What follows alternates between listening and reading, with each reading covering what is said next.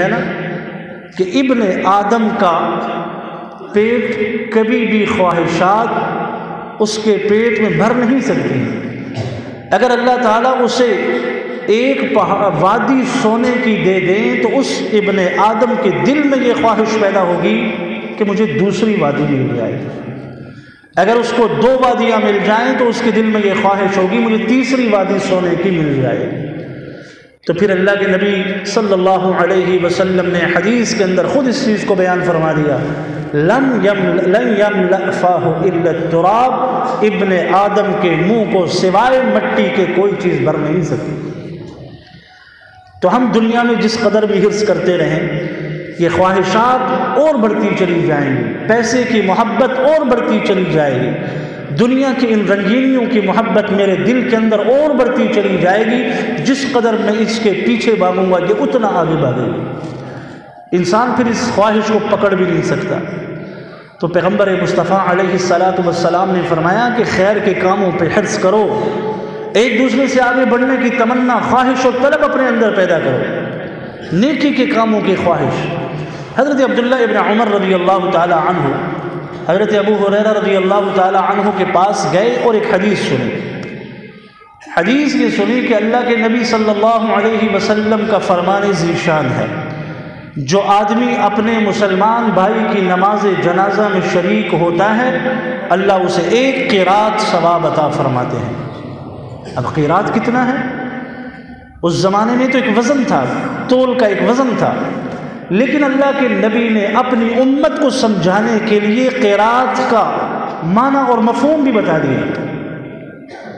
فرمایا کہ یہ جو احد کا پہاڑ ہے نا، اس احد کے پہاڑ جتنا ثواب اللہ تعالیٰ اس مسلمان کو عطا فرماتے ہیں جو کسی دوسرے کی نماز جنازہ میں شریک ہوتا ہے.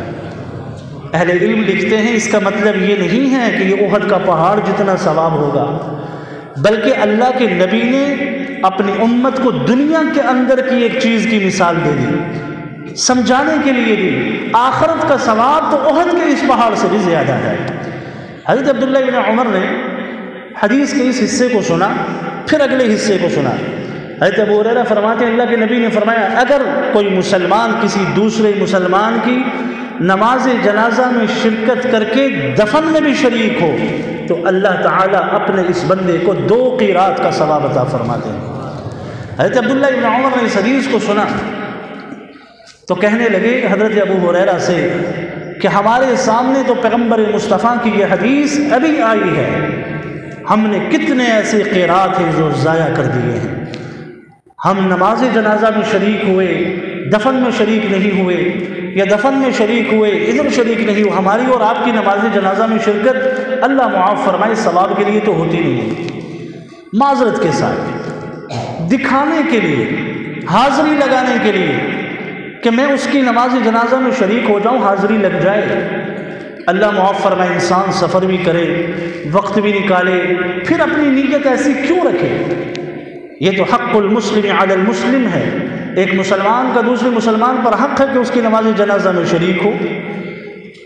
تو ہم اور آپ اگر کسی کی نماز جنازہ میں شریک ہوں تو اپنی نیت اچھی رکھیں، اپنی بخشش کہ اگر میت نیک ہے تو بہت سارے مرنے والے ایسے ہوتے ہیں ان مرنے والوں کی وجہ سے اللہ ان زندہ لوگوں کی بخشش فرما دیتے ہیں، اور بہت سارے زندہ نیکوکار ایسے ہوتے ہیں کہ ان کی نماز جنازہ میں شرکت کی وجہ سے اللہ تعالیٰ مرنے والے کی بخشش فرما دیتے ہیں.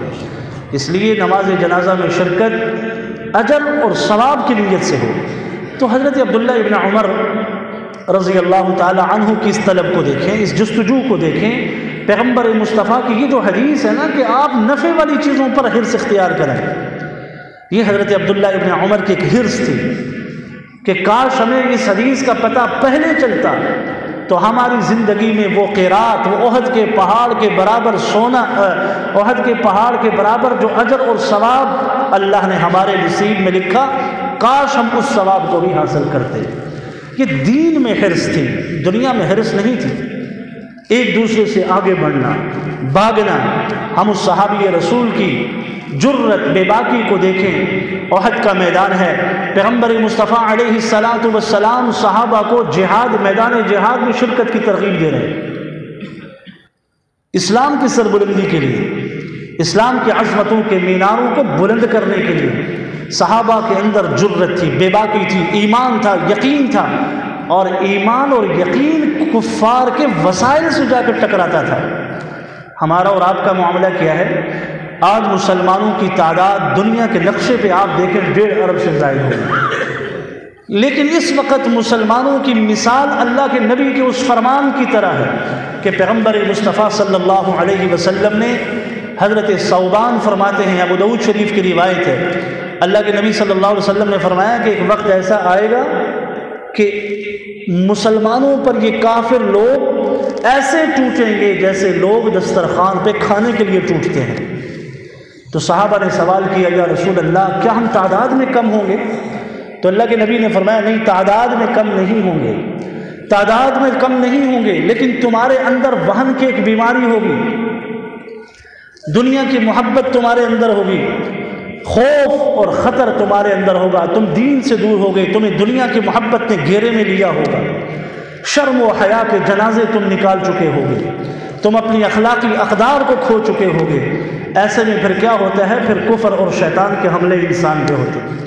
ہم اپنے معاشرے کو دیکھیں نا، ہمارے معاشرے میں ایک گھر سے لے کر محلے، شہر اور پھر قصبہ، دیہات، گاؤں، جتنا بھی آپ پھیل جائیں، شرم اور حیا کے جنازے ہم نکال چکے ہیں، اپنی اخلاقی اقدار کے جنازے بھی ہم نکال چکے ہیں۔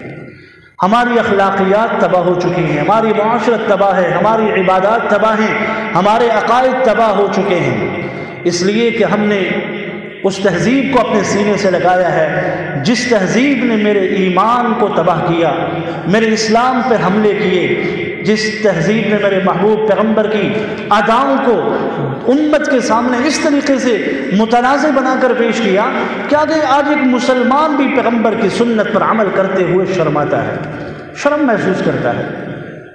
ویلنٹائن ڈے کے نام سے محبتوں کے بلند بانگ دعوے انسان دوسروں سے کرتا ہے۔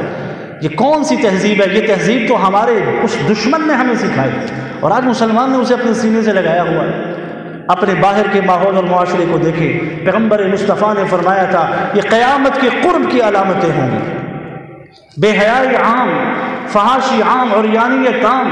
ہم اپنے گھر کی عورتوں پر ہم کنٹرول نہیں کر سکتے، اپنے بیوی بچوں پہ ہمیں کنٹرول نہیں ہے، وہ بھی بے حیائی کا لباس پہن کے باہر نکلتے ہیں، اور میں مسلمان ہوں۔ اسی لیے تو اقبال نے کہا تھا یہ مسلمان ہیں جنہیں دیکھ کے شرمائے یہود۔ آج یہود بھی شرما رہا ہے، ہنود بھی شرما رہے ہیں، جس بے حیائی تک ہم نہیں پہنچے ہیں ایک مسلمان وہاں تک پہنچ چکا ہے۔ پیغمبر مصطفیٰ نے اسی لیے فرمایا تھا بہت ساری عورتیں ایسی ہوں گی باوجود لباس پہنے ہوئے ننگی۔ کیا مطلب؟ یا تو لباس تنگ ہوگا یا اتنا باریک ہوگا۔ اللہ کے نبی نے یہ وہ پیشن گوئیاں کی تھیں آج سے 1400 سال قبل، آج ہم اپنی کھلی آنکھوں سے ان چیزوں کو دیکھ رہے ہیں۔ فحاشی اور عریانیت کا وہ سیلاب ہم دیکھ رہے ہیں، یہ قرب قیامت کی نشانی ہے۔ ماں باپ کی نافرمانی، شراب نوشی عام، زنا عام، اسی طریقے سے مسجدوں کے اندر شور اور غل، مسجدوں کا تقدس پامال، فحاشی اور عریانیت کے بہتے سیلاب، رقص و سرود کی محفلیں، ایسے حکمرانوں کا مسلط ہو جانا کہ جو ارذل ہوں، یہ ساری وہ نشانیاں، وہ پیشن گوئیاں جو اللہ کے نبی نے اس امت کے لیے ارشاد فرمائی تھی، ہم اور آپ شاید یہ سمجھ رہے ہیں ہم قیامت سے بہت دور ہیں، ہم اس منزل کے بہت قریب ہیں جس منزل کی طرف اشارہ اللہ کے قرآن نے کیسے دیا؟ اذا السماء انفطرت، پھٹ جائے گا آسمان، ستارے بکھر جائیں گے، زمین اپنے خزانوں کو نگل دے گی، زلزلہ بپا ہو جائے گا۔ آج تھوڑے سے آفٹر شاکس آتے ہیں تو ہم دہل جاتے ہیں، ہماری زبانوں پہ کلمے آ جاتے ہیں، ہمارے دلوں کے اندر خوف اور ہیبت کی کیفیت طاری ہو جاتی ہے، ہم اپنے محلات کو چھوڑ کر باہر میدانوں میں چلے جاتے ہیں۔ کیوں؟ تھوڑی سی زمین نے حرکت کی ہے، سائنسدان نے کہہ دیا پلیٹ حرکت کر گئی، لیکن یہ نہیں سمجھتے کہ جو اللہ زمین کو اتنی حرکت دیتا ہے اور ہم اتنے خوف زدہ ہو جاتے ہیں جب اذا زلزلت الارض زلزالها، قیامت کا وہ خوفناک منظر ہوگا زمین کی ہلاکت کا، انسانوں کی تباہی کا، اس وقت ہمارے خوف اور ہیبت اور ہماری وہ کیفیت کیا ہوگی؟ آج ہمارے گناہوں سے یہ زمین بھرپور ہے، اسی لیے اللہ کے نبی نے فرمایا تم تعداد میں اتنے ہو جاؤ گے لیکن باوجود تمہاری تعداد کی کثرت کے دشمن تمہیں پھر ترنے والا بنا کر کھائے گا۔ تمہاری مثال ایسے ہوگی، پیغمبر مصطفیٰ نے فرمایا جیسے سیلاب ہے، پانی ہے، یوں جا رہا ہے تیز، اس پانی کے اوپر تنکے ہیں، تنکے لاکھوں کروڑوں کی تعداد میں، وہ تنکے اس پانی کے بہاؤ کو نہیں روک سکتے۔ اللہ کے نبی نے فرمایا تمہاری مثال ان تنکوں کی طرح ہو جائے گی۔ آج آپ دیکھ لیں امت مسلمہ کس زوال اور انحطاط کا شکار ہے، ایمان اور یقین نہیں۔ اسی لیے اہل علم نے لکھا نا کہ جب وسائل سے ٹکراتے ہیں، اسلحے سے اگر ٹکرائے تو جیت اسلحے کی ہوتی ہے، لیکن اگر وسائل اور اسلحے کی لڑائی ایمان اور یقین کے ساتھ ہو جائے تو پھر فتح ایمان اور یقین کی ہوتی ہے۔ کیا ہوا ارض افغانستان میں؟ لاکھوں لوگوں نے اپنی جانوں کی قربانیاں تو دے دی، لیکن آج بھی کفر کے ان اساطین کو، ان سلاطین کو، ان بادشاہوں کو ناخن چنے چبوائے ان لوگوں نے جن کا ایمان اور ایقان اللہ کی ذات عالی پر ہے۔ آج ساری دنیا کی طاقت ان سے شکست کھا چکی ہے، اس لیے کہ ان کا یقین تھا، دشمن کا اسلحہ تھا۔ ایمان اور یقین سے جب اسلحہ ٹکر کھاتا ہے پھر اللہ تعالیٰ بدر کی فضا پیدا کر دیتے ہیں، پھر احد کی فضائیں پیدا ہو جاتی ہیں۔ تو صحابی رسول نے اللہ کے نبی صلی اللہ علیہ وسلم سے کہا یا رسول اللہ اگر میں احد کے اس میدان میں شہید ہو جاؤں فأین انا، میں کہاں ہوں گا؟ اللہ کے نبی نے فرمایا فی الجنہ، اے میرے صحابی تم جنت میں پہنچ جاؤ گے۔ حدیث کہتی ہے فَأَلْقَى تَمَرَاتٍ كُنَّ فِي يَدِهِ، اس صحابی رسول کے ہاتھ میں کھجوریں تھیں، یوں پھینک دی، میدان جہاد میں کود گئے اور شہید ہو گئے۔ اللہ کے نبی صلی اللہ علیہ وسلم نے جنت کا سرٹیفکیٹ تو پہلے ہی دے دیا تھا۔ یہ تھی وہ نفع والی چیزیں جن پر صحابہ حرص کیا کرتے تھے، میں پہلے جاؤں، میں پہلے جاؤں۔ صحابی رسول نے دشمن کی ایک جماعت کو دیکھا اور دشمن کی جماعت کو دیکھا، اکیلے تھے۔ اب اگر بات سبب اور وسیلے کی ہوتی اور وسائل پہ نظر کی ہوتی تو یہ اکیلے صحابی کبھی اس جماعت سے نہ ٹکراتے۔ دوستوں نے کہا بھی، لیکن کہا نہیں، غداً نلقى الأحبة محمدًا وصحبہ، میں ان سے ٹکراؤں گا، ٹکرا کر شہید ہو جاؤں گا۔ جب شہادت کے جام کو پی لوں گا تو ہوگا کیا؟ پھر جنت میں محمد عربی کا اپنی آنکھوں سے دیدار تو کروں گا، صحابہ کرام کا دیدار تو کروں گا۔ آج جام شہادت نوش کرتا ہوں، کل اللہ کے نبی صلی اللہ علیہ وسلم کی قرب میں ہوں گا۔ ایک صحابی تھے، اللہ کے نبی صلی اللہ علیہ وسلم سے حضرت عائشہ کہتی ہیں آئے، کہنے لگے یا رسول اللہ آپ کو اپنی آنکھوں سے دیکھتے ہیں، ہم اپنی وہ جو دیدار ہے، شربت دیدار وہ پیتے ہیں تو ہمیں حیات ملتی ہے، زندگی ملتی ہے۔ آپ کو دیکھتے ہیں تو زندگی میں جوش پیدا ہوتا ہے، زندگی میں لذت محسوس ہوتی ہے۔ یا رسول اللہ جب آپ دنیا سے چلے جائیں گے، پردہ فرمائیں گے تو ہمارا کیا بنے گا؟ ہم تو زندہ بھی نہیں رہ سکتے۔ کیا محبت تھی اللہ کے نبی کو سے صحابہ کی؟ تو اللہ کے نبی صلی اللہ علیہ وسلم سے جب اس صحابی رسول نے اپنے ان محبت بھرے جذبات کا اظہار کیا تو اللہ تعالیٰ نے قرآن مجید کی اس آیت کے ذریعے پیغمبر مصطفیٰ نے اس صحابی رسول کو تسلی دے دی۔ آیت کیا ہے؟ من یطع اللہ والرسول فاولئک مع الذین انعم اللہ علیہم من النبیین والصدیقین والشہداء والصالحین۔ پھر خود قرآن کہتا ہے وحسن اولئک رفیقا۔ جو اللہ پر ایمان لائے، پیغمبر مصطفیٰ صلی اللہ علیہ وسلم کی اداؤں سنتوں کو اپنے سینے سے لگائے، محبتوں کا اظہار کرے، تو اللہ کے نبی صلی اللہ علیہ وسلم نے اس صحابی رسول سے فرمایا یہ میرے اللہ کا اعلان ہے کہ اللہ قیامت کے دن بھی تمہیں ہماری معیت نصیب فرمائیں گے، تم جنت میں اپنے آقا کو دیکھ لو گے اور جنت میں تمہیں وہ معیت نصیب ہوگی جو اللہ تمہیں دنیا میں عطا فرماتے ہیں۔ اس لیے احرص علی ما ینفعک، دین کے اعتبار سے جو چیز ہمارے نفع کے لیے ہے نا اس پر حرص اختیار کرنی چاہیے۔ واستعین باللہ ولا تعجز۔ بسا اوقات یہ معاملہ ہوتا ہے، لوگ کہتے ہیں فلاں آدمی تہجد پڑھ رہا ہے، میں کیسے پڑھوں؟ ایک دل میں ایک تمنا تو پیدا ہوتی ہے نا، ایک حسرت تو ہے، پڑھوں لیکن پڑھ نہیں سکتا۔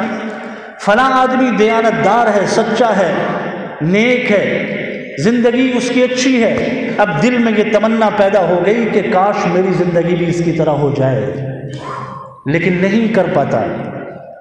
ایسے آدمی کے لیے کچھ تو قدم اٹھائے، تھوڑا سا وہ قدم اٹھائے گا، رب تعالیٰ اسے اپنی رحمتوں کے آغوش میں لے لیں گے۔ جیسے اللہ کے نبی صلی اللہ علیہ وسلم کی حدیث ہے، تلقیتہ من بعید، انسان اللہ تعالیٰ کی طرف تھوڑا سا متوجہ ہوتا ہے، مالک الملک یہ فرماتے ہیں میں دور سے اپنے بندے کو اپنی رحمت کے آغوش میں لینا شروع کر دیتا ہوں۔ حضرت عبداللہ ابن مبارک بڑے مشہور محدث، حدیث پہ بہت بڑا کام اور وقت کے بہت بڑے ولی، دنیا سے چلے گئے۔ کسی نے حضرت عبداللہ ابن مبارک کو خواب میں دیکھا، پوچھا اللہ نے کیا معاملہ فرمایا؟ حضرت عبداللہ ابن مبارک کہنے لگے اللہ نے بڑی رحمت والا معاملہ فرمایا، میری تمنا چاہت سے بڑھ کر اللہ نے مجھے مقام دے دیا، لیکن سنو میرے گھر کے سامنے جو لوہار تھا نا، لوہار، اللہ نے اس کو مجھ سے بھی زیادہ مقام عطا فرمایا۔ میں وقت کا امام تھا، محدث تھا، فقیہ تھا، عالم تھا، لوگ میری اداؤں پر حسرت اور افسوس کیا کرتے تھے کاش ہم ایسے ہو جائیں، لیکن تمہیں بتاؤں وہ جو میرے گھر کے سامنے کا لوہار تھا نا، اللہ نے اسے مجھ سے بھی زیادہ مقام عطا فرما دیا۔ اب وہ شخص نیند سے بیدار ہوا، اٹھا، سیدھا حضرت عبداللہ ابن مبارک کے گھر کی طرف چل پڑا کہ وقت کے اس اتنے بڑے فقیر محدث کے گھر کے سامنے کون سا وہ لوہار ہے جس لوہار کو اللہ نے اتنا بڑا عظیم الشان مقام عطا فرمایا۔ وہاں پہنچے، پوچھا کسی لوہار کا گھر یہاں ہے؟ کسی نے کہا وہ سامنے گھر ہے اور اس کا چند دن پہلے انتقال ہو گیا ہے۔ تو حضرت عبداللہ ابن مبارک کو جس شخص نے خواب میں دیکھا تھا وہ وہاں اس لوہار کے گھر جا کر پوچھا اور وہاں اس کی ترتیب زندگی پوچھی۔ لوہے کا کام کرنے والا آدمی اللہ کے ہاں مقام میں کہاں پہنچ گیا؟ تو انہوں نے کہا کہ اس کی ترتیب یہ ہوتی تھی، ایک کہ یہ اپنے لوہے کے کام میں جب مصروف ہوتا تھا اور ادھر سے مسجد سے یہ آواز جب آتی تھی اللہ اکبر، تو یہ اپنے کام کو ادھر ہی چھوڑ دیتا تھا، سارے دنیا کے اس کام کو چھوڑ کر سیدھا اللہ تعالیٰ کے اس حکم کی طرف متوجہ ہو کر نماز کے لیے آ جاتا تھا۔ اچھا اور کیا تھا؟ دوسری بات یہ تھی کہ یہ اس لوہار کے گھر کے سامنے عبداللہ ابن مبارک رحمۃ اللہ علیہ بزرگ تھے جو فوت ہو گئے، وہ تہجد کے وقت رات کو اٹھا کرتے تھے، اللہ تعالیٰ کے سامنے سر بسجود ہوتے تھے۔ بڑی اجابت کا وقت ہے تہجد کا وقت، اللہ کے ہاں بڑی قبولیت کا وقت ہے۔ مالک الملک آسمان دنیا پر آ کر اپنے بندوں سے کہتے ہیں ہے کوئی مانگنے والا؟ پورا دن مخلوق سے ہم مانگتے ہیں، خالق سے مانگنے کی جو گھڑی ہے، قریب ترین گھڑی، ساعت، اس گھڑی میں خراٹے لے رہے ہیں۔ وہاں ہم خواب غفلت میں ہوتے ہیں، نیند کی آغوش میں ہوتے ہیں، جب اللہ ہماری طرف متوجہ، ہم سو رہے ہیں، اور پھر دن کو اٹھ کر ہم مخلوق کے پاؤں پکڑتے ہیں، یہ اللہ تعالیٰ کی طرف ہم اس وقت متوجہ ہوتے ہیں جب دیکھتے ہیں کہ سب مخلوق کے دروازے بند ہیں، اب خالق کے دروازے کی طرف آؤ۔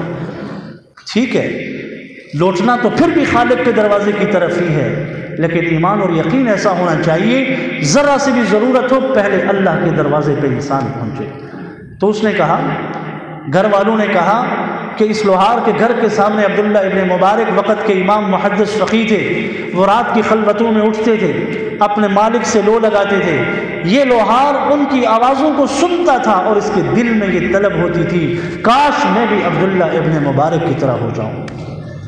تو حضرت عبداللہ ابن مبارک کی اس طرز زندگی کو دیکھ کر اس لوہار کے دل میں یہ خواہش پیدا ہوئی، عمل نہیں کر سکا، حسرت پیدا ہوئی، اللہ نے اس کی حسرت کی اتنی قدر کی کہ اسے ان سے بھی بڑا مقام عطا فرما دیا۔ دلوں میں یہ حسرت تو پیدا ہو جائے، لیکن اس کے لیے ایک شرط ہے، کچھ قدم اٹھائیں گے تو یہ سب کچھ ہوگا۔